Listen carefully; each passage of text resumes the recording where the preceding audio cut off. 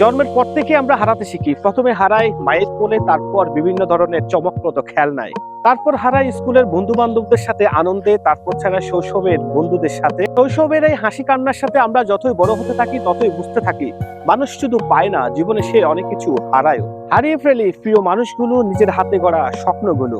কোনো দিন তো নিজের চাওয়া পাওয়া গুলোকেই নিজের হাতে মেরে ফেলতে হয়। এভাবে একটু একটু করে আমি নিজেকেও হারিয়ে ফেলি, কখনো সমাজের চাপে, কিংবা কখনো পরিবারের চাহিদা পূরণের চাপে, আবার কখনো প্রিয় কারো ভালোবাসার অভাবে। এই জীবনটা আসলে একটি চলমান ট্রেনের মতো, সব স্টেশনে কেউ না কেউ নেমে যায়। আর এইভাবেই আমরা আস্তে আস্তে শিখে ফেলি। এভাবে হারিয়ে ফেলতে ফেলতে জীবনে বেঁচে থাকতে শিখতে হয়। তবুও সবকিছুর পরে একটা প্রশ্ন থেকে যায়, সবকিছু শেষে নিজেকে কতটুকু ঠিক রাখতে পারবো, আর কতটুকুই বা হারাবো কিংবা হারিয়ে যাব এই কোলাহল আর এই ভিড়ে। এই ভিডিওতে আমার কথাগুলো জীবনের সাথে অত্যন্ত প্রাসঙ্গিক। যারা বুঝতে পেরেছেন তারা কি বুঝতে পেরেছেন আমার এই ভিডিওর কমেন্ট বক্সে জানিয়ে দিন। ভালো লাগে ভিডিওটি শেয়ার করে দিন। ধন্যবাদ।